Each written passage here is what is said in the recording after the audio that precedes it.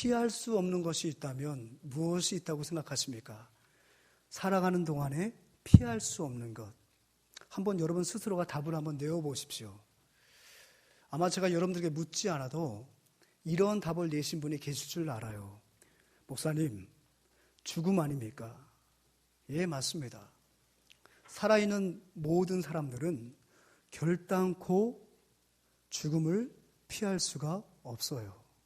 물론 우리 육신의 생명이 살아있는 동안에 우리 예수 그리스도께서 이 땅에 재림하시면 우리가 육체의 죽음을 맛보지 않고 우리 주님과 함께 지난주에 우리 목사님께 배웠던 그 마지막 때 되어질 일들처럼 주님과 함께 영원히 살 것은 분명하지만 이 땅의 모든 것들은 히브리서 9장 27절을 우리가 이야기한다면 한 번 죽는 것은 사람에게 정한 것입니다. 만약 여러분 주변에 누군가가 난 안 죽습니다 말하면 그 사람은 교주예요. 교주. 그 사람이 큰일 날 사람입니다. 또 한 가지, 여러분 죽음 말고 결단코 우리가 피할 수 없는 것이 있다면 그게 무엇이겠습니까? 그것은 만남입니다. 만남. 인생을 살아가면서 만남을 피할 수 있는 사람이 과연 있을까요? 처음에 태어나면 물론 내가 인지하진 못해도 만남이 이루어져요. 엄마의 만남이 이루어지고요. 또 분만실에서의 여러 스태프들과의 만남이 이루어집니다. 내가 기억을 못할 뿐입니다. 그리고 그렇게 시작된 인생은 계속해서 만남으로 이어지는 겁니다. 근데 그 만남은 참 우리에게 유익도 주지만 우리에게 슬픔도 줍니다. 저도 어떤 면에서 여러분 새가족이에요. 새가족. 지난주에 왔어요. 지난주에. 그래서 이 예배 형식 따라가려니까 굉장히 긴장이 되고 새가족이에요. 새가족. 지난주에 와서 이제 하루 3번 우리 교회의 아름다운 전통 아니에요? 여러분들의 기도 제목을 놓고 기도하는데 몇 가지로 정리가 될 수 있겠더라고요.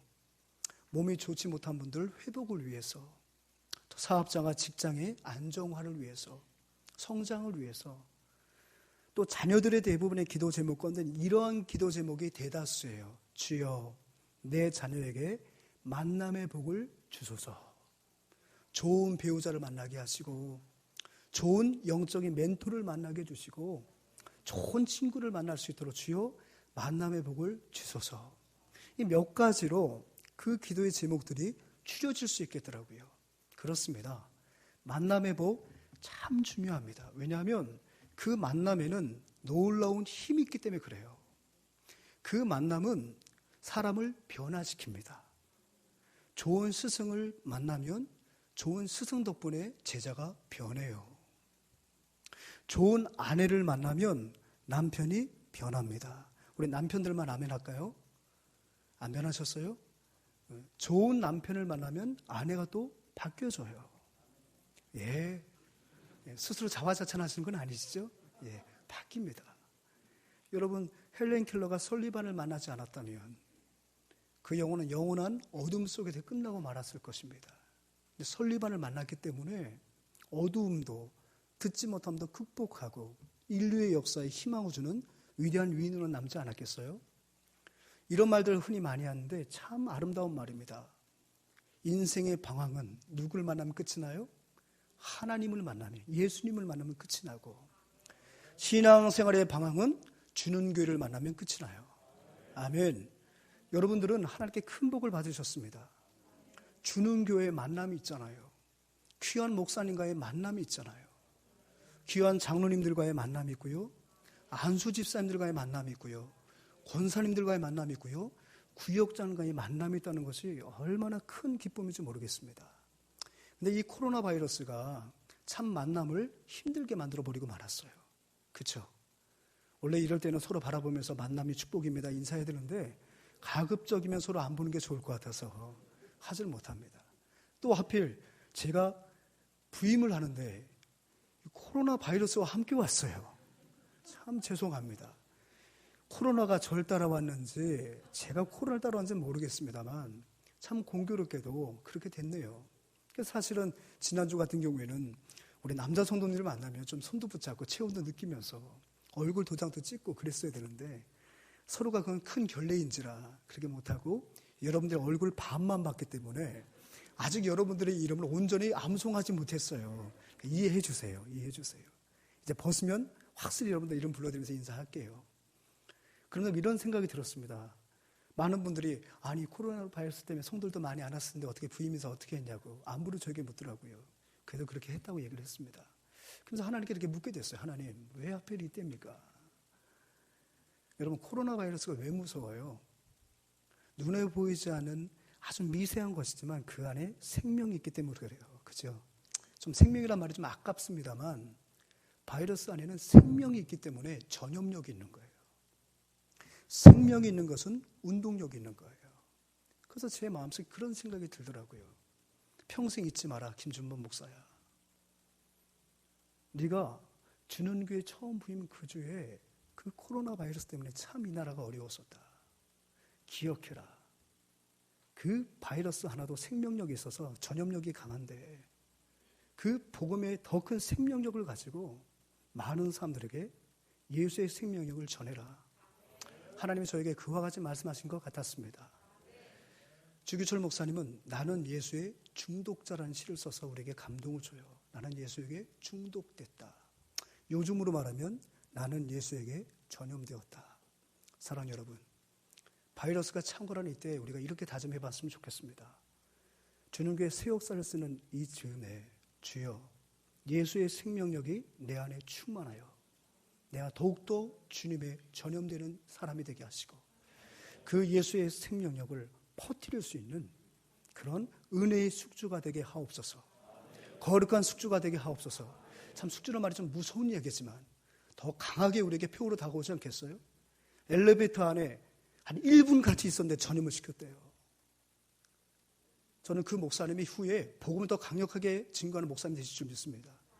저희도 마찬가지예요. 저희와 눈만 마주쳐도 저희들하고 옷깃만 스쳐도 우리 안에 충만하신 성령이 그에게 전하여만 진다면 그 인생이 얼마나 값진 인생이겠습니까?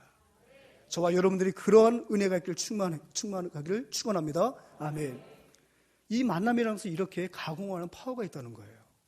오늘 본문은요, 이드로와 그의 사위 모세와의 만남을 담고 있습니다. 물론 처음 만남은 아니에요. 하지만 잠시 오래 떨어져 있다가 만나게 됩니다. 왜 떨어져 있었는지 잘 아시잖아요. 모세가 소명과 사명을 받았어요. 어떤 소명이요? 어떤 사명이었습니까? 애굽 땅에서 신음하는 주의 백성들을 구원하라는 사명이었어요.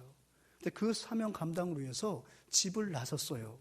출발할 때는요, 아내 모세의 딸이었던 이드로의 딸이었던 모세의 아내 십보라와 두 아들 데리고 나아갔습니다. 출애굽기 4장에 보면. 근데 중간에 하나님께서 할례를 행하도록 만드시는 거예요. 그래서 가던 길을 멈추고 할례를 행한 후에 십보라는 자신 남편을 피해 남편이라 말하면서 다시금 친정으로 자식들을 데리고 돌아옵니다. 그리고 얼마간의 시간이 지났고 그 사이에 엄청난 일들이 일어났습니다. 그 엄청난 일들은 하나님이 그들을 애굽 땅에서 구원하신 놀라운 일들이었습니다. 그리고 더 이상 그들은 애굽 안에 머무는 것이 아니라 그 은혜의 증거로 애굽 땅을 나와서 광야 한가운데 진을 치고 있던 그 이야기를 이드로가 들었어요. 그래서 자신의 딸과 두 외손자를 데리고 지금 모세를 만나러 오는 것으로 본문이 시작되고 있습니다. 여러분 18장 1절과 2절 한 번 더 읽어볼까요? 1절과 2절 말씀입니다. 시작. 모세의 장인이며 미디안 제사장인 이드로가 하나님이 모세에게와 자기 백성 이스라엘에게 하신 일, 그 여호와께서 이스라엘을 애굽에서 인도하여 내신 모든 일을 들으니라. 모세의 장인 이드로가 모세가 돌려보냈던 그의 아내 십보라, 여기까지만 읽을게요. 그의 아내 십보라와 3절은 그 두 아들 이름을 소개하고 있어요. 데리고 왔다는 거예요. 어떤 일이 있은 후에 하나님께서 놀라운 구원의 역사를 실행하신 이후에 이들의 만남이 이루어지는 겁니다. 근데 여러분 성경에서 오늘 등장하는 이드로를 뭐라고 소개하고 있어요? 봤더니 모세의 장인이며 미디안의 제사장이다. 미디안은 아브라함의 후손으로 파생된 하나의 종족이었거든요.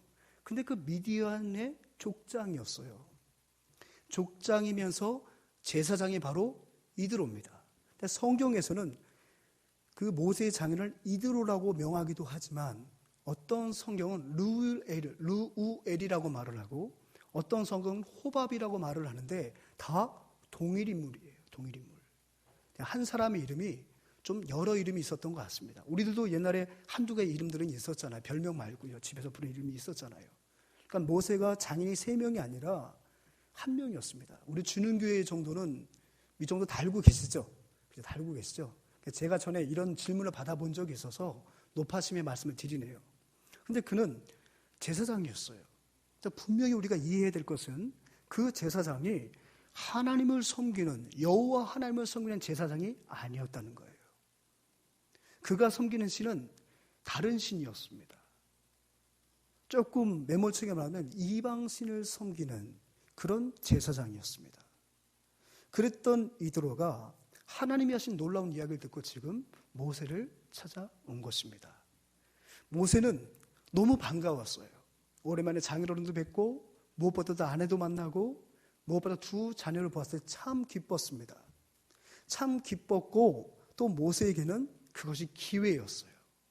그래서 자신의 장인에게 기쁨으로 만난 이후에 하나님께서 자신과 이스라엘 민족 가운데 행하신 일을 이제 설명하기 시작합니다. 그게 바로 18장 8절에서 나오고 있어요. 우리 8절 말씀을 우리 같이 한번 읽어봤으면 좋겠습니다. 우리 18장 8절 같이 읽습니다. 모세가 여호와께서 이스라엘 위하여 바로와 애굽 사람에게 행하신 모든 일과 길에서 그들이 당한 모든 고난과 여호와께서 그들을 구원하신 일을 다 그 장인에게 말하며, 한 절로서 그가 말한 모든 내용을 압축하고 있는데 이거 풀어보면 엄청나요. 컴퓨터에 RGB라는 걸 풀어보면 엄청난 파일이 쏟아지는 것처럼 이 성경 기자가, 이 모세가 성령의 감동을 받아 자신의 장인에게 전한 말을 8절 한 줄로 압축해놨는데 이걸 꺼내보면 출애굽 이후에 지금 이 만남까지 있었던 놀라운 일들이 다 이 속에 담겨져 있는 거예요. 첫 번째 떠오르는 게 뭐죠, 여러분? 10가지 재앙이잖아요. 10가지 재앙. 근데 여러분, 그 10가지 재앙은 애굽의 신들과 관련이 있다는 거 알고 계시죠? 나일강은 애굽 사람들에게 있어서 번영을 가져다 주는 신이었어요. 그것이 정기적으로 범람함으로 비옥한 삼각주가 형성이, 델타 지역이 형성이 되는데요.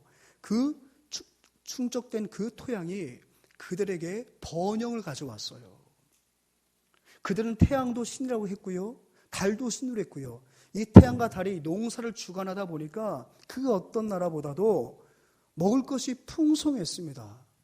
먹을 것이 풍성하다 보니까 문화도 발달하게 되고 문명의 발상지가 된 거죠. 하나님께서 그들 가운데 내렸던 10가지 재앙은 그들이 신으로 여겼던 모든 것들을 하나님께서 다 주관하시는, 참된 하나님을 선포하시는 하나의 상징적인 의미가 담겨져 있다는 거예요. 무엇보다도 애굽은 신들의 나라였습니다. 신들의 나라. 신들의 나라였고 또 애굽은 살아있는 육체를 가진 신이 존재하는 나라였어요. 그가 누굽니까? 파라오입니다. 애굽 사람들의 세계관 속에 파라오는 영생 불사는 존재였어요. 그래서 그가 죽어도 그가 또다시 살아나서 자신들을 지배하고 영원히 이집트를 지킬 것을 믿었기에 그들은 미이라는 독특한 장례의식을 발전을 시킨다는 거 여러분 다 알고 계시라 믿습니다. 그 10가지 재앙을 통해서 애굽의 신들을 깡그리 박살내신 거예요. 심지어는 현존하는 신의 아들, 차기의 애굽의 신이 될 그 파라오의 장자마저도 하나님께서는 죽여버리셨어요. 결국 파라오는 항복을 하죠. 그래서 출애굽을 하게 됩니다. 출애굽을 해서 숫꽃과 비암색 그 사이에 지나다가 그들이 추격이 오니까 결국 홍해바다 앞에 멈춰서게 됩니다.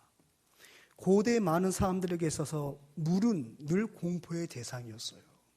물이 범람하면 사람도 죽고, 물이 범람해야 토양이 좋아지고, 물이 있어야 생명이 있기 때문에 고대인들에게 물은 늘 두려움의 대상이었습니다. 나일강을 신으로 섬겼던 이유도 바로 거기에 있었어요. 하물며 나일강과는 견줄 수 없는 홍해바다는 그들이 감히 쳐다볼 수도 없고 늘 두려움의 대상일 수밖에 없는 그 어떤 존재였습니다. 근데 이것은 구약 시대에만 머무는 것이 아니라 신약 시대도 역시 마찬가지였어요. 고대 히브리인들에게, 고대 근동의 많은 사람들의 사이가 속에는 물은 무서운 거였습니다. 그런데 우리 예수님께서 물 위로 밟고 오시고 풍랑을 말씀 한마디에 잠잠케 하신 이 사건은 제자들에게 엄청난 큰 충격을 준 거예요. 그분이 하나님의 아들이 아니고서는 우리가 두려워하는 이 모든 것들을 그가 밟고 통제한다는 것은 있을 수 없는 엄청난 이적 중에 이적이었습니다. 그런데 보십시오. 그 홍해 바다를 가르고 백성들이 건너게 되었고 신중의 신으로 여겼던 애굽 군대들은 그 홍해 바다 한가운데서 수몰이 되고 말았습니다. 홍해 사건 이후에 3일 길을 걸어갔는데 물을 얻을 수가 없었어요. 겨우 당도한 곳에서 오아시스를 보게 됐습니다. 샘을 보게 되었습니다. 많은 백성들이 즐거워서 앞다투어 달려가 그 물을 마셨는데 세상에 너무 써서 그 물을 먹을 수가 없는 거예요. 얼마나 쓰든지 그들의 말로 마라라고 했습니다. 여러분 요즘 유행하는 중국 음식 마라가 아니에요. 마라 너무 써서 먹을 수가 없다. 마라 그랬어요. 그런데 보십시오. 모세가 백성들의 원성 앞에 하나님께 기도하더니 하나님의 명을 받아 나뭇가지 안에 꺾어 넣었더니 그 물이 무슨 물이 됐어요? 단물이 되었어요. 그래서 하나님은 믿음 없이 항의했던 그들을 꾸짖는 것이 아니라 하나님이 이렇게 말씀하십니다. 앞으로 내가 너희들의 쓰디쓴 인생을 단물로 바꾸어 놓겠다. 나는 치료하는 여호와 라파의 하나님이심을 가르쳐 주셨습니다. 이 놀라운 일들이 지금 모세와 이스라엘 백성들이 펼쳐져 있었거든요. 그래서 이 놀라운 사실을 이 모세가 장인을 만나자마자 밤새도록 이야기를 하는 거예요. 아마 작심하고 얘기했을 거예요. 왜요? 장인은 여호와 하나님을 섬기는 제사장이 아니에요. 이들에게 있어서 하나님은 피난 나온 혈혈단신으로 피 나오는 내 사위가 믿는 그 신에 불과했었어요. 아마 그 집에서 40년 동안 살면서 아마 그 하나님에 대한 인식조차 하지 않았을 거예요. 근데 이 사건을 통해서 지금 모세는 그동안 하나님에 대해서 증거하지 못했던 것을 본물 터지듯이 이야기를 하는 거예요, 여러분. 여러분, 전도가 뭘까요? 전도는요, 다른 걸 말하는 게 아니에요. 하나님이 나에게 하신 일을 말하는 게 전도예요. 예수님이 나에게 행하신 그 놀라운 일, 나의 모든 죄를 다 구원하여 주시고 가치없이 느껴진 나를 존귀하다 말씀하시며 인생의 의미를 제대로 알지 못하였으나 인생의 방향을 바로잡아 주셔서 나의 삶에 풍성함을 주시는 그 소망의 풍성함을 전하는 것이 바로 뭐예요? 복음이요, 전도예요. 그러니까 전도는 어려운 게 아니에요. 나에게 일어난 일들을 간증하는 거예요. 그래서 성경을 보면 특별히 신약성경 사도행전 이후를 보게 되면 이 바울이요 곳곳에서 복음을 전할 때 이 간증을 해요. 간증. 이 바울의 간증이 계속해서 선교지에서 선포됨을 보게 됩니다. 그러니까 여러분 간증 있는 삶 참 중요해요. 우리가 해피데이를 두고 있는데요. 여러분들이 믿는 그 하나님에 대해서 부끄러워하지 말고 전하시면 되는 거예요. 여기에 뭐 논리가 있습니까? 논리 필요 없어요. 내가 만난 예수님 말하는데 무슨 논리가 필요합니까? 내가 어떤 맛집에서 음식을 먹었어요. 너무 맛있고 감동을 받았어요. 양의 질에 너무 좋아. 가성비가 진짜 갑이에요, 갑. 그래서 많은 친구들에게 이 집 좋다고 막 권면을 합니다. 그들이 친구들이 이렇게 따져 물어요. 그 집이 왜 맛있냐고. 어떤 화학적 작용이 있기 때문에 맛있냐고. 여러분 그 맛있는 이유를 여러분 화학기호, 원소기호 풀어가면서 설명할 필요가 있어요? 필요가 없어요. 내가 먹었기 때문에 확신했기 때문에 나에겐 그런 지식이 없어도 나는 확신 있게 말할 수 있는 거죠. 맞죠? 지금 모세는요. 엊그저께 있었던 그 놀라운 일들을 밤새도록 전합니다. 결국엔 사위가 얼마나 하나님에 대해서 이야기를 하든지 이 이방의 제사장이었던 이 이드로가 11절에 고백을 합니다. 여러분 11절 같이 한번 읽어봅니다. 시작. 이제 내가 알았도다. 여호와는 모든 신보다 크심으로 이스라엘에게 교만을 행하는 그들을 이기셨도다 하고 이방신을 평생 섬겼던 그 이드로가 하는 말이 뭐예요? 이제 내가 알았대요. 지금까지 몰랐대. 이제 내가 알았대요. 이전까지 몰랐어. 네가 내 집에서 40년 동안 살았어도 네가 내 집에서 내 가족이 돼서 40년 동안 살았어도 난 사실 몰랐어. 너를 보면서 그 하나님을 내가 어떻게 보면 업신여겼는지도 몰라. 근데 이제 내가 알았어. 뭘 알았다고 말을 해요? 여호와는 모든 신보다, 내가 믿는 신보다, 여호와는 모든 신보다 뭐라고요? 크심으로 이스라엘에게 교만하게 행하는 그들을 뭐 하셨다? 고맙습니다. 소리 좀 안 났으면 좋겠죠.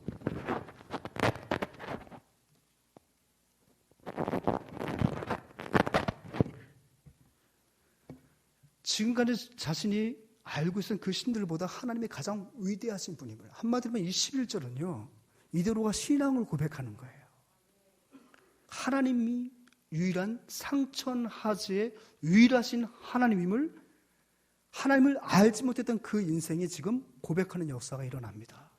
사랑하는 여러분, 이 어려운 때에 하나님이 행하신 여러분 가운데 행하신 그 놀라운 일들을 더 힘있게 전하신 여러분 되시길 소망합니다. 그것이 증거가 되고 확신으로 여러분들이 전도하기를 원하는 모든 예비신자의 마음에 꽂히면 그들 동안 이와 같이 고백하게 될 줄 믿습니다. 이렇게 하고 하룻밤을 보내고 그 다음날 이제 문제가 발생한 거예요. 이드로가 일어나서 이스라엘 진영을 이렇게 상고하는데, 살펴보는데 자신의 사위가 뭔가 아주 분주히하고 있는 일을 발견하게 됩니다. 그게 바로 뭐였냐면 백성들의 모든 송사를 재판을 하는 거예요. 그래서 언제까나 재판 하나 봤더니요, 이거는 그냥 날이 셀 지경이에요. 아침부터 저녁까지 끊임없이 오직 그 일에만 매달려 있고, 백성들은 저마다 억울한 사연을 갖고 줄을 지어서 지금 우리가 마치 마스크 살려고 기다리는 것처럼 계속 순번을 기다리고 있는 거예요. 여러분, 고대 근동 지역에서는 통치자에게 있어서, 왕에게 있어서, 지도자에게 있어서 가장 필요한 덕목이 두 가지가 있었어요. 하나는 전쟁 시에 필요한 거고, 한 전쟁 평시에 필요한 거였습니다. 전쟁 시에 이 최고의 왕은, 리더는 뭘 해야 되냐면 전쟁을 지휘하는 거예요. 그래서 우리가 사무엘상을 보게 되면 왕이 출전할 해가 가까웠다. 그 얘기 뭐냐면 그들이 우기 때는 싸우지 않아요. 그리고 건기가 되면 싸우기 시작하는데 그때 항상 왕들이 출전을 합니다. 항상 고대 전쟁은 왕이 직접 선두에 나가서 진두지휘함으로 자신의 통치권의 그 힘을, 위용을 보여주는 거였어요. 그럼 평시에는 왕이 해야 할 역할이 바로 뭐냐면, 지도자가 해야 할 역할이 뭐냐면 재판하는 업무입니다. 그 재판이 왕에게서 가장 중요한 통치의 수단이었어요. 그래서 여러분 보십시오. 모세와 여호수아가 지나가고 난 다음에 그들에게 왕이 없을 때 사사시대가 존재했죠. 그죠, 여러분? 사사가 지배하는 시대가 사사시대잖아요. 그죠? 그 사사는 히브리어로 쇼페림입니다. 쇼페림. 그 뜻이 바로 뭐냐면 재판관이라는 뜻이에요. 그러니까 늘 지도자는 재판하는 사람. 그것이 그들과 인생, 이 지도자가 재판하는 건 너무너무 중요한 거죠. 솔로몬이 왕으로 등극했고 하나님께 일천번제를 통해서 무엇을요? 지혜를 부여받았잖아요. 그죠? 솔로몬이 지혜를 가지고 한 일은 엄청나게 많아요. 그런데 성경엔 그의 지혜로 한 일을 가장 대표적인 것을 한 사례를 소개하고 있죠. 그게 바로 뭐예요? 재판하는 거예요. 아시죠? 이 아이가 누구의 아이냐, 이 아이의 생모가 누구냐, 그 재판이었어요. 그러니까 솔로몬이 자신의 지혜를 가지고 한 일이 참으로 많은데 그 지혜로 한 일 중에 가장 대명사가 재판의 업무였다는 것을 우리가 추론해 본다면 이 지도자에게서 이 재판이라는 것은 너무너무 중요한 거예요. 그러니까 모세도 이집트에서 고대 학문을 배운 사람이었기 때문에 이거를 너무너무 알아서 본인이 이 사명을 감당해야 하는 책임감을 가지고 있었습니다. 그런데 이드로가 보니까 이게 큰일 나게 생겼어요. 그래서 이제 어떻게 합니까? 이드로가 모세에게 조언을 하는 거예요. 여러분 보십시오. 17절과 18절 같이 읽습니다. 시작. 모세의 장인이 그에게 이르되 내가 하는 것이 옳지 못하도다. 너와 또 너와 함께한 이 백성이 필경 기력이 쇠하리니 이 일이 내게 너무 중함이라. 내가 혼자 할 수 없으리라. 내가 혼자 할 수 없어. 저는 이 본문을 읽으면서 하나님을 믿지 않았던 이드로, 그 제사장이 사위 만나는 것이 뭘 그렇게 중요하다고, 출애굽기에 쓸 것도 참 많은데 18장이라고 하는 귀한 한 장을 할애해서 성령은 모세를 기록하게 하셨을까? 왜 이 시점에 하나님은 이드로를 모세에게 보내셨을까? 왜 하필 이드로에게 그 광경을 보게 하셨을까? 특별히 그것을 보기 전날에 그는 하나님의 유일하신 하나님을 깨닫게 되는 거죠.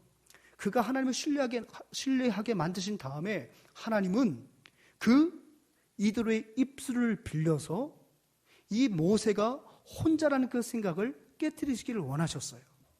그래서 그 만남을 이루게 하셨고 보게 하셨고 또 하나님의 지혜를 설득력 있었던 이들에게 담아주시어 지금 모세에게 앞으로 지도자로서 해야 할 일들을 지금 훈계하고 있는 것입니다. 실제적으로 모세에게서 가장 시급했던 건 바로 뭐냐면 나 혼자라는 의식을 깨트리는 거였어요. 근데 제가 한번 용어를 줘본다면 나 혼자 신드롬을 깨트려 했어요. 왜냐하면 모세는 태생적으로 태어날 때부터 혼자라는 생각이 가득할 수밖에 없는 환경 속에 자랐어요. 여러분 잘 알고 계시잖아요.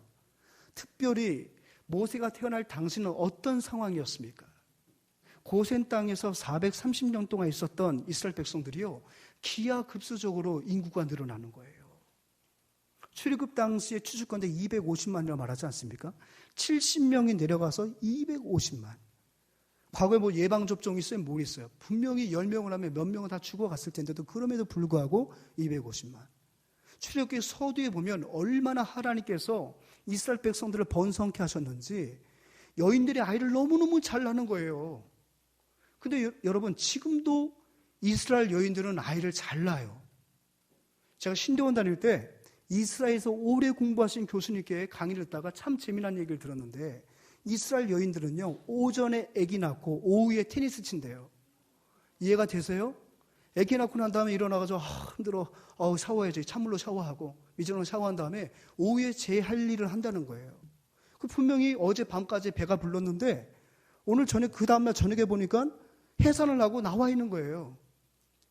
근데 왜 그런가 그 교수님이 아주 쉽게 이야기를 해주더라고요. 왜 그러냐면은 히브리인들은 머리가 작아요. 실제로 저도 이스라엘 가보니까 정말 다 얼굴이 다 요만해요. 진짜 요만해. 다 요만해. 그러다 보니까 또 상대적으로 여성들은 우리 동양 여성들보다 골반이 발달되어 있거든요. 그러다 보니까 쉽게 몸을 별로 그렇게 망가뜨리지 않고 순산할 수가 있다는 거예요. 그때 우리 어머님이 떠올랐어요. 항상 우리 어머님이 제 생일 즈음에 너 낳고 나 죽을 뻔했어. 진짜 힘들었어. 너 낳고 나 아주 죽을 뻔했다. 후산 못해가지고 아주 죽을 뻔했다. 늘 그냥 그것도 더운 날 나셨기 때문에 얼마나 힘드셨겠어요.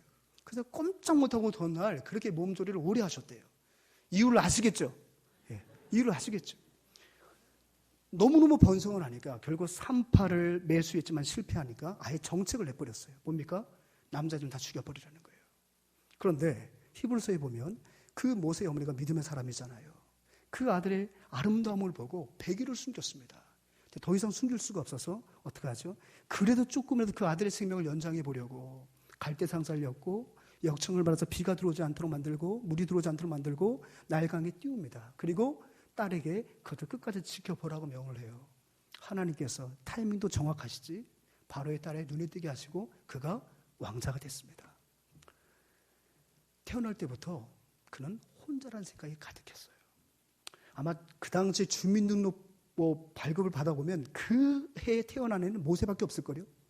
거의 모세밖에 없을 거예요. 그리고 그 바로의 궁전에 사는데 역시 바로의 궁전 안에서도 히브리인은 유일하게 둘이에요. 하나는 모세, 하나는 미리암의 기지로 들어온 어머니 유모 요게벳. 그러니까 자라면서 또 요게벳에게 유대인으로서 하나님의 놀라우신 말씀을 배웠겠지요. 그러니까 이 모세는 나 혼자라는 생각 속에 또 이스라엘 민족에 대한 역사에 대한 부채의식을 갖고 있었던 거예요. 그것이 그에게 강했습니다. 내가 언젠가 이 민족을 구원할 수 있어야 되는데 내가 이 부채를 갚아야 되는데 이것이 40세 어느 날 폭발하게 되죠. 그게 바로 뭡니까? 다툼이 있는 그 과정 속에서 자신의 동포를 보호하고자 하는 그 의식이 폭력성으로 발휘가 돼가지고 한 사람을 죽여버리고 말잖아요. 그것이 그를 또 홀로 광야로 피신하게 만듭니다. 외롭게 살았어요. 그곳에서 다행히 하나님은 미디안 족속을 만나게 하고 거기서 결혼까지 했습니다. 이제 결혼하면 이제 혼자가 아니잖아요. 그죠? 심지어는 아들까지 또 가고 나왔어요. 그런데 그 아들의 이름을 무엇이라고 줬어요? 18장 3절을 보면 게르솜이라고 줬어요. 근데 그 게르솜의 이름 뜻이 뭔지 아세요? 나그네예요. 뭘 말해요? 내가 가정을 이루었지만 아내도 만났고 자식도 낳지만 여전히 모세의 마음 가운데는 혼자예요. 나는 나그네야. 나는 나그네야. 그러니까 이 모세는 어릴 때부터 지금 80 먹은 이 순간까지 늘 혼자라는 생각이 다분했어요. 그래서 하나님이 그를 애굽 땅으로 보내신다 하실 때에도 계속 모세는 못 간다고 말을 하는 거예요. 제가 어떻게 혼자 갑니까? 저는 못 갑니다. 계속 못 간다고 말을 하죠. 그러니 하나님이 얼마나 답답하셨겠습니까? 그래서 하나님이 뭐라고 말씀하십니까? 출애굽기 4장 11절을 보면은 여호와께서 그에게 이르시되 누가 사람의 입을 지었느냐? 누가 말 못하는 자나 못 듣는 자나 눈 밝은 자나 맹인이 되게 하였느냐? 나 여호와가 아니냐? 12절 같이 있습니다. 12절 시작. 이제 가라. 내가 내 입과 함께 있어서 할 말을 가르치리라. 이제 가라. 내가 내 입과 함께 할 것이다. 여기서 여러분, 입이라는 것은 그 사람의 전인격을 대변하는 거예요. 그 사람의 이성과 그 사람의 감성과 그 사람의 의지가 다 입을 통해서 표명이 되거든요. 그러니까 내 입과 함께 한다는 건 뭐냐면 내가 너의 전인격과 함께 동행하겠다는 그런 놀라운 약속의 말씀이에요. 여러분, 하나님께서 여러분 새벽에 기도하는데 사랑하는 집사 일어나 가라. 오늘 거래처 네가 갈 때 내가 내 입과 함께 할게 하면 여러분 할렐루야 하지 않겠어요? 할렐루야 됐구나. 거래 성사가 되겠구나. 그런 마음을 가지 않겠습니까? 마찬가지예요. 혼자라고 자꾸 주저주저하고 저는 입술이 뻣뻣한 자입니다. 주저주저 하니까 아론도 붙여주시고 근데도 또 주저하니까 이제 뭐라고요? 가! 내가 내 입과 함께 할 거야. 하나님 그렇게 말씀하십니다. 사랑하는 여러분, 하나님은요 택하신 주의 백성이 혼자 감당하다가 탈진하도록 만드신 하나님이 아니신 줄 믿으시기 바랍니다. 여러분 성경에 보면 이런 예가 많이 나오잖아요. 여러분 엘리야도 혼자 남은 줄 알았어요. 왜냐하면 이세벨이 모든 선지를 다 죽여버렸거든요. 혼자 남은 줄 알았어요. 하지만 하나님이 함께 하시는 여러 가지 이적들을 많이 행했었는데 이제 또 이세벨이 자기를 죽인다고 하니까 로뎀 나무 아래서 이제 내가 죽어도 좋사오냐면서 자기를 죽여달라고 얘기를 하는 거예요. 하나님께서 어떻게 하십니까? 그 엘리야에게 바르게 무릎 꿇지 아니한 7,000명을 남겨뒀다고 말을 해요. 너 혼자 아니야. 7,000명을 내가 남겨두지 아니하였느냐 말씀하십니다. 이사야에게 하나님이 유다의 멸망을 예언케 하십니다. 너무 가슴 아픈 멸망의 예언을 하는 거예요, 선지자가. 그리고 뭐라고 합니까? 70년 이후에 다시금 돌아오게 할 그 약속을 주셨지만 이사야와 이 말씀을 들어야 할 이스라엘 백성들 마음 가운데 너무나도 상함이 있었습니다. 그러니까 하나님께서는 또다시 이사야를 통해서 하나님의 계획을 말씀하신데 그게 바로 이사야 46장이에요. 3절과 4절 말씀인데요. 제가 읽어드릴게요. 3절과 4절. 야곱의 집이여 이스라엘 집에 남은 모든 자여 내게 들을지어다. 배에서 태어남으로부터 내게 안겼고 태에서 남으로부터 내게 업힌 너희여. 4절 같이 있습니다. 너희가 노년에 이르기까지 내가 그리하겠고 백발이 되기까지 내가 너희를 품을 것이라. 내가 지었은즉 내가 업을 것이요 내가 품고 구하여 내리라. 아멘. 이스라엘 백성들아, 내가 잠시 너희를 이방인의 막대로 너희를 치리하고 너희들의 거룩함을 내가 세운 이후에는 반드시 돌아올 거야. 내가 너희를 버리는 게 아니야. 그러면서 뭐라고 말씀하십니까? 너희들이 나에게 어떤 존재인 줄 아니? 너희들이 어미의 배에서 태어났을 때부터 나는 너를 안았어. 나는 너를 업었어. 그리고 네가 장성했다고 내가 모르는 게 아니라 네가 노년에 이르기까지, 심지어는 네 머리가 백발이 되기까지 내가 너를 품을 거야. 내가 너를 안고 구하여 낼 거야. 하나님 그렇게 말씀하십니다. 사랑하는 여러분, 때로는 부모된 우리의 마음은 내 자녀를 내가 죽을 때까지 지켜주고 싶은 것이 우리 부모 마음 아니던가요? 그래서 어떤 부모는 이런 소원이 있다고 하잖아요. 내가 내 자녀보다 하루만 더 살게 해달라고. 내가 끝까지 내 새끼 천덕꾸리로 만들지 않고 내가 끝까지 책임지다가 먼저 하늘나라를 보내고 그 다음날 내가 갔으면 좋겠어요. 이렇게 말씀하신 분들도 더러 만날 때가 있어요. 얼마나 뼈 아픈 거예요. 하지만 그것은 어려운 일이잖아요. 그런데 하나님은 가능하세요. 우리가 백발이 될 때까지, 우리가 노년이 될 때까지 내가 너를 안고 품어 지켜줄 것이라고 말씀하십니다. 그러니까 하나님은 우리를 홀로 내버려 두신 분이 아니에요. 사도 바울은요, 그 알렉산드리아호에 혼자 고립되어 있었습니다. 아무도 그의 말을 들어주지를 않아요.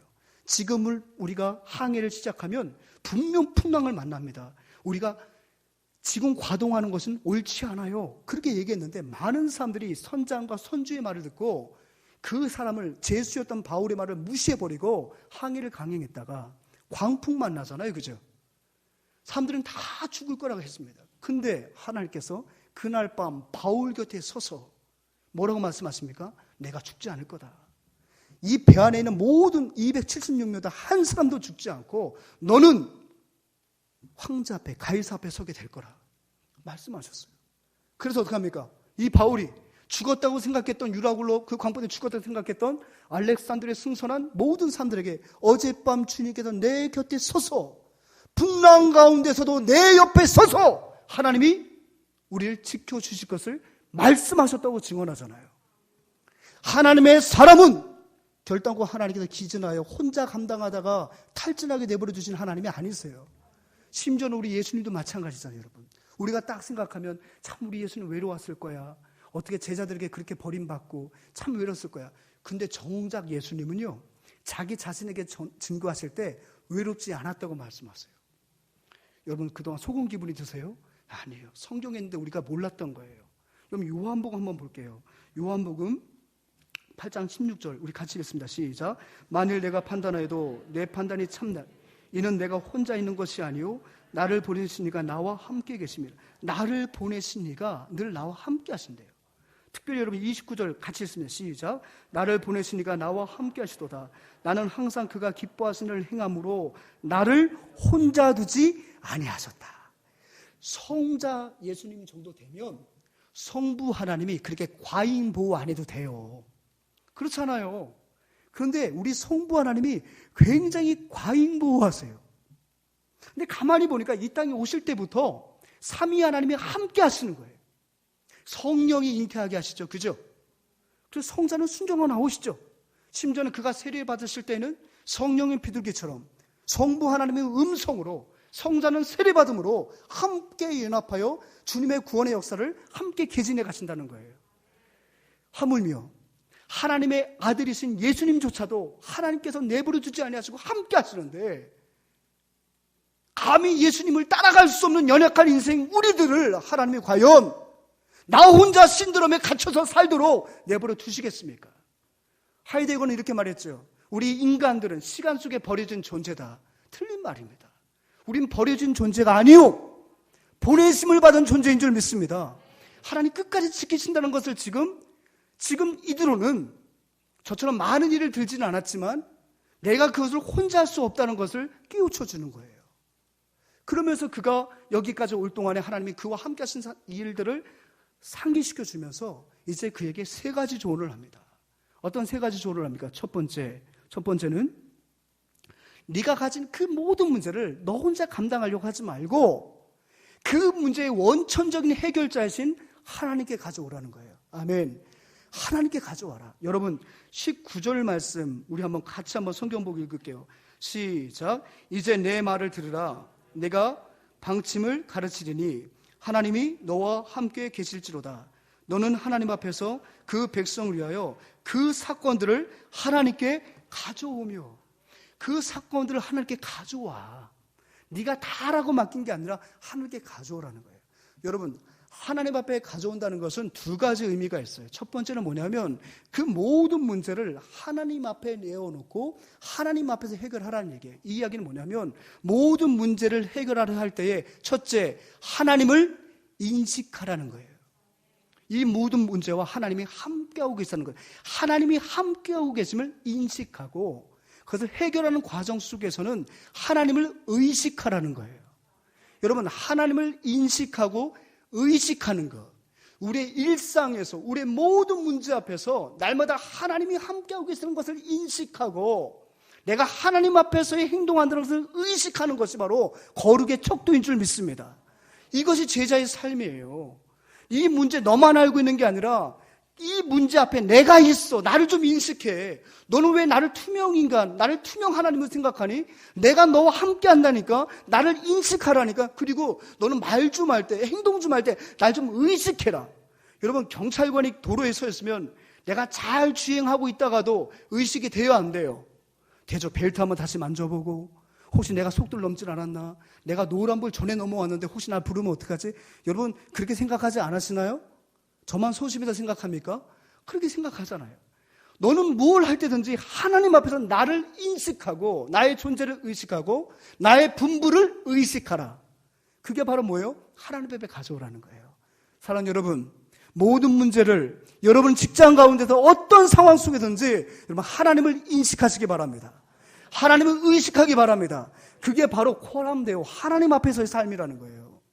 그러면 보세요. 하나님을 인식하고 하나님을 의식하는 사람이 자기 감정들을 그 문제 해결할 수 있겠어요? 그날 기분 따라서 오늘은 무죄 때리고 내일은 유죄 때리고 할 수 있겠어요? 그럴 수 없죠. 작은 것 하나에도 마음을 담을 수밖에 없는 거죠. 두 번째, 하나님께 가져오라는 건 뭐냐면 하나님께 맡기라는 거예요. 우리가 참 좋아하는 단어잖아요. 맡기는 거. 엄마한테 애 맡기는 거 얼마나 행복해요. 그죠? 맡기는 거. 맡기라는 거나. 맡기면 해결해 주시겠다는 거예요. 그런데 보십시오. 이 맡기는 게 너무너무 어려운 거예요, 여러분. 하나님의 가져오라는 거예요. 여러분, 지도자는요, 그 모든 문제를 해결하라고 지도자 세운 게 아니에요. 제가 스스로가 담임 목사라고 말하기도 아직도 부끄러워요, 제가. 근데 제가 무슨 능력이 있어서 여러분들의 가정의 일들을 제가 어떻게 그걸 해결할 수 있습니까? 저는 아무것도 할 수 없어요, 여러분. 전 제 문제도 해결할 수 없는 사람이에요. 근데 제가 할 수 있는 건 바로 뭐냐? 여러분들의 문제를 주님 앞에 고하는 거예요. 주님 앞에 고하는 거예요. 하나님 도와달라고 하는 거예요. 확신을 갖고 구하는 거예요. 그리고 하나님께서 저에게 말씀을 주시면 그 말씀을 갖고 여러분들에게 때로는 쓴소리든 단소리든 확신을 갖고 전하는 거, 그래서 여러분들이 주님의 뜻 안에서 아름답게 성장하도록 만드는 거, 그게 제가 해야 할 일이지 제가 문제 해결자는 아닙니다. 어디 저뿐만이 그렇습니까? 우리 모든 직분자들 마찬가지예요. 하나님께 가져오고 하나님께 맡기면 되는데 그게 그렇게 어려운 겁니다. 그게 그렇게. 사랑하는 여러분, 하나님께 가져오십시오. 혼자 두지 않으셔서 여전히 갖고 오길 기다리고 계십니다. 두 번째는 바로 무엇입니까? 하나님의 윤리와 법도를 가르치라는 거예요. 가르치라는 거예요, 여러분. 16절 말씀을 그냥 제가 읽어드릴게요. 16절 말씀. 오늘 본문의 16절 말씀이 참 중요한 말씀인데 제가 한번 읽어드립니다. 그들이 일이 있으면 내게로 오나니 내가 양쪽을 재판하여 하나님의 윤리와 법도를 알게 하나이다. 모세가 내리는 재판의 그것은 다른 나라의 재판과 다른 게 뭐냐면 그 재판을 통해서 하나님의 윤리와 법도를 알게 하는 거예요. 예. 그냥 세상의 민법과 상법으로 탁 쳐는 게 아니라 이들의 법은, 이들의 재판의 핵심이 뭐냐면 하나님의 윤리와 법도를 알게 하는 거예요. 그러니까 그 말은 뭐냐면 네가 재판하느라고 맨날 소 이른 다음에 외양간 고치는 그 일을 하지 말고 미리미리 좀 백성들에게 하나님의 윤리와 법도를 먼저 가르치면 그들이 그 길에서 벗어나지 않게 된다는 거예요. 그러니까 하나님의 윤리와 법도를 가르치는 게 먼저 네가 해야 할 일이지 맨날 사고치면 뒤수습하는 그 일을 언제까지 할래? 하나님의 윤리와 법도를 알면 내 백성이 그 길에서 떠나지 아니할 것이고 그들이 하나님 앞에 바로 설 수 있을 것이다. 이런 마찬가지입니다. 우리가 혼자는 의식을 벗어나기 위해서는 자꾸 말씀을 통해서 하나님이 나와 함께하고 계심을 알아야 되는 거예요. 여러분 믿습니까?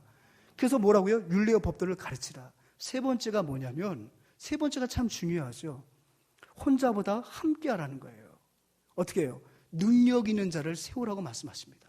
그럼 여러분, 당연히 어떤 일을 맡길 때에는 능력 있는 사람 세우는 것이 당연한 일이에요. 그럼 성경에서는 도대체 어떤 사람이 능력 있는 사람이라고 말씀하고 있고 왜 그 사람을 모세를 대신해서 함께 재판할 수 있는 천부장, 백부장, 50부장, 10부장으로 삼으라고 합니까? 성경에서 말하는 능력은 무엇을 말합니까? 그럼 21절 말씀 한번 같이 읽어보겠습니다. 21절 같이 읽습니다. 시작. 너는 또 온 백성 가운데서 능력 있는 사람들 곧 하나님을 두려워하며 진실하며 불의한 이익을 미워하는 자를 살펴서 백성에 세워 천부장과 백부장과 50부장과 10부장을 삼아라고 얘기해요. 여러분 보십시오. 여기서 어떤 사람이 능력 있는 사람들입니까? 첫째, 하나님을 두려워하는 사람. 아멘. 하나님을 두려워하는 사람이 능력 있는 사람이에요. 근데 세상은요 반대로 가르쳐요. 하나님을 극복할 수 있는 것이 뭐라고요? 인간 해방이요. 그것이 바로 인간의 능력이라는 거예요. 인간은 하나님을 초월할 수 있는 능력이 있다는 거예요. 이건 고대로부터 우리 가운데 아주 뼛속까지 아주 잘못된 생각들을 자리하고 있었습니다. 신할 평지에서 모여가지고 야 우리가 한번 탑을 쌓아서 하나님을 한번 만나보자. 우리 이름을 한번 내보자. 고대로부터 하나님을 극복하고자 하는 이 못된 의식들이 있었다는 거예요. 그게 능력이라고 가르쳐요. 어째서 조물주가 남성과 여성을 정해줄 수 있느냐? 성은 네가 정하는 거야. 네가 오늘부터 여자로 살고 싶으면 네가 여자라고 하면 돼. 오늘 이 세상이 이렇게 돌아가네요. 근데 여러분, 성경은 역사란 말하고 있습니다. 어떤 사람이 능력자입니까? 하나님을 경외하는 사람이에요. 하나님의 능력을 의지하는 사람, 하나님을 두려워하는 사람이 바로 능력자입니다. 아멘. 여러분들의 담임 목사가 하나님을 두려워한다면 그것이 능력입니다. 여러분들의 장로님이 하나님을 두려워하는 장로님이라면 그 장로님은 참 좋은 장로님이에요. 여러분들의 안수 집사님이 하나님을 무서워할 줄 안수 집사님이라면 그분은 참 잘 세워진 장로님이십니다. 여러분들의 부모님이 하나님을 무서워하는 부모님이라면 여러분들의 자녀에게 아빠는 하나님을 제일 무서워한다 이것을 가르쳐주고 보여주는 부모라면 신앙교육 제대로 한 거예요. 여러분, 하나님을 두려워하는 것이 능력입니다.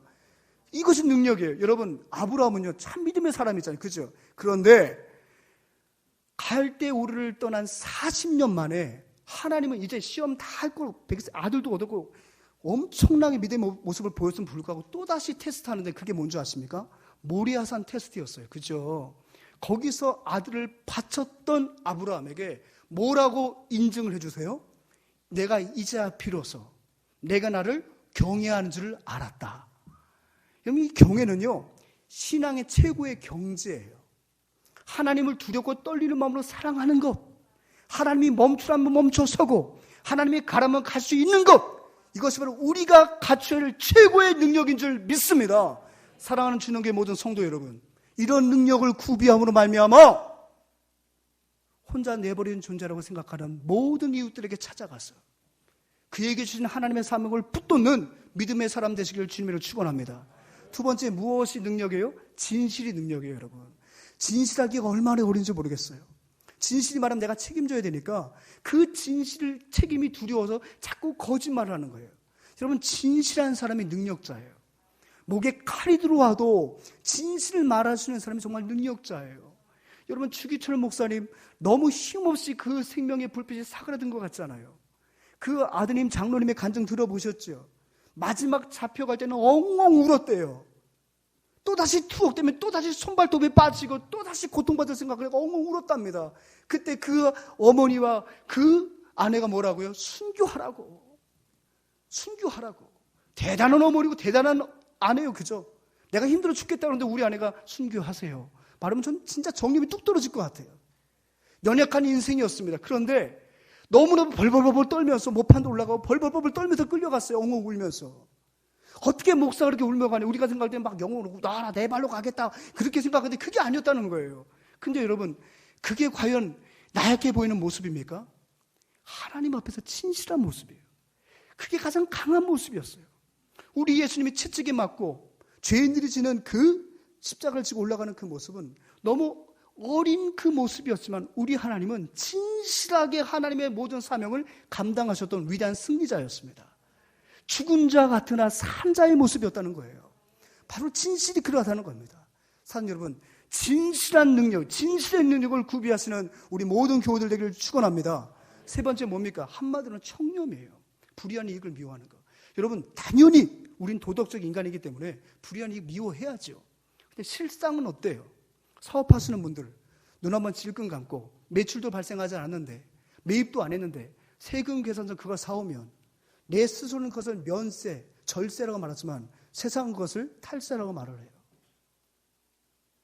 눈 한 번만 질끈 잡으면, 모른 채만 하면 나에게 엄청난 유익이 오는데 그것을 끌어낼 수 있는, 그것이 능력이라는 거예요. 그것이 능력이라는 거예요, 여러분. 여러분, 자동차가 시속이 몇 킬로까지 달리느냐? 야, 그 차 좋아. 300킬로, 아우토반 300 쭉 달리잖아. 야, 최고의 차다. 근데 여러분, 그거 아셔야 돼요. 시속이 많이 나가는 그 자동차를 만들려면 전제되는 게 하나 있어요. 그죠? 뭐가 전제되고 뭐가 담보돼야 돼요? 브레이크가 잘 들어야 돼요.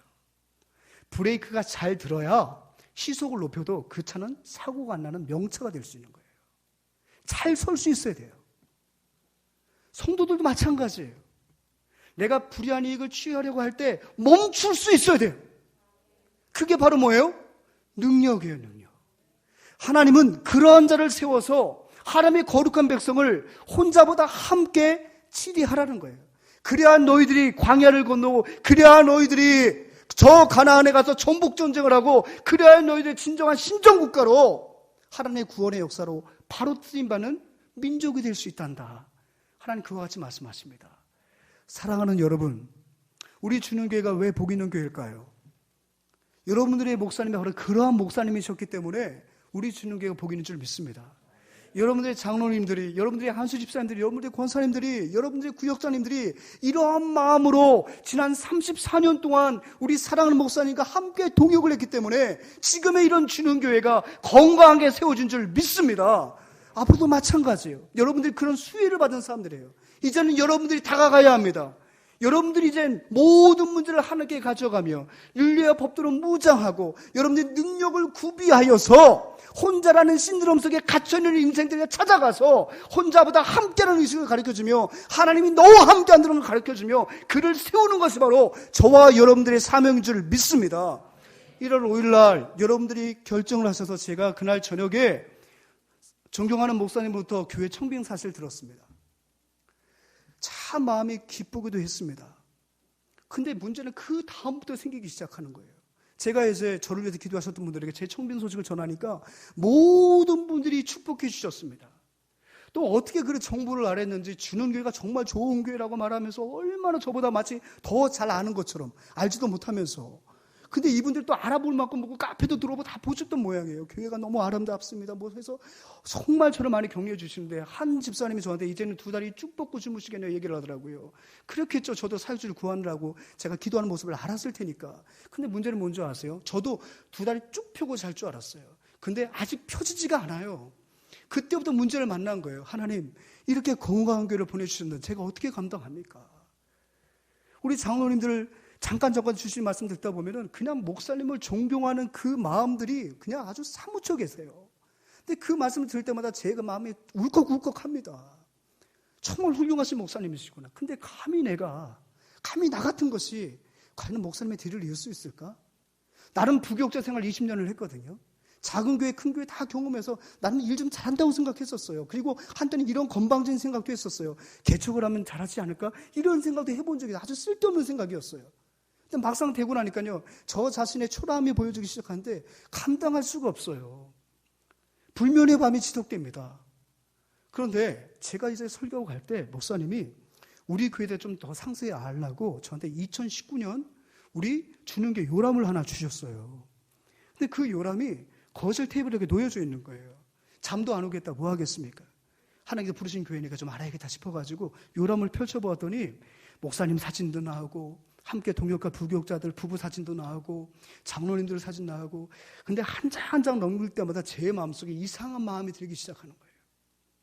그리고 이제 맨 앞장에 교회 연역을 읽다가 제 마음에 큰 감동이 있었습니다.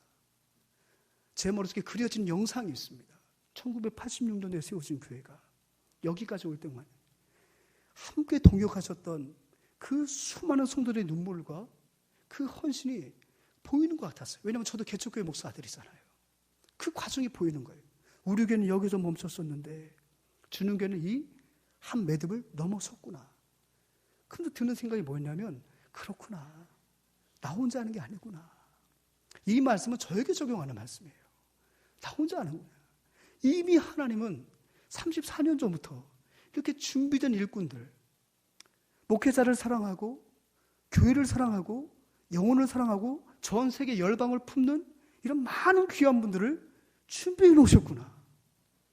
그 생각이 드니까 제 마음속에 막 기쁨이 있는 거예요. 감사함이 있는 거예요. 그래서 하나님 감사합니다는 기도가 계속 나오는 거예요. 그래서 결론은 뭐냐면 하나님, 제가 정신 똑바로 차리고 오늘 본문에 나온 대로 제가 하나님을 두려워하고 제가 그렇게 능력이 많은 사람이 아니거든요. 제가 씩하면 막 귀신 떠는 그런 사람 아니에요. 좀 그렇게 해봤으면 좋겠어요. 뭐 귀신 들린 사람 데리고 오지 마세요, 여러분. 그냥 기도 열심히 하세요. 네. 제가 전도사 때 앞에 큰 코 다친 적이 있었어요. 아버지 힘들어 죽을 뻔한 적이 있었어요. 저 그런 능력 없어요. 하지만 늘 하나님께 구하고 있습니다. 필요하다면 주실 줄 믿습니다. 근데 어떤 능력이요? 하나님을 두려워할 수 있는 능력 주십시오. 하나님 진실의 능력을 주십시오. 하나님 청렴한 능력을 주십시오. 이 능력을 우리 선대 목사님, 우리 장 목사님 부부에게 주셨기 때문에 교회가 건강했다면 그 바톤을 이어받는 저희들도 이 능력을 구비해야겠습니다. 이 능력을 가진 모든 믿음의 가족들을 붙여주셨으니 이 믿음 가지고 저처럼 혼자 있다고 생각하는 영혼들을 일깨워서 우리 다음 세대에게 부끄러지지 않는 교회로 정말 교회를 잘 섬길 수 있는 그런 목회자가 되게 해주십시오. 그런 마음이 오늘 이 말 속에 담겨져 있습니다. 사랑하는 여러분, 혼자보다 함께 갑시다. 능력을 구비하여 우리 함께 교회를 세워가고 지금도 아름답지만 이후가 더 아름다운, 그래서 우리 목사님께서 그것을 소망하여 여러분들 하신 바처럼 하나님 앞에 모든 것을 내려놓으셨잖아요. 더 함께, 혼자가 아니라 함께, 우리 장로님들과 함께, 우리 안수 집사님들과 함께, 우리 권사님들과 함께, 우리 구역장님과 함께, 우리 교사들과 함께, 우리 다음 세대와 함께 하나님의 놀라운 영광을 구현하는 아름다운 믿음의 공동체가 되기를 주님의 이름으로 축원합니다. 아멘. 우리 찬송하겠습니다. 찬송가 400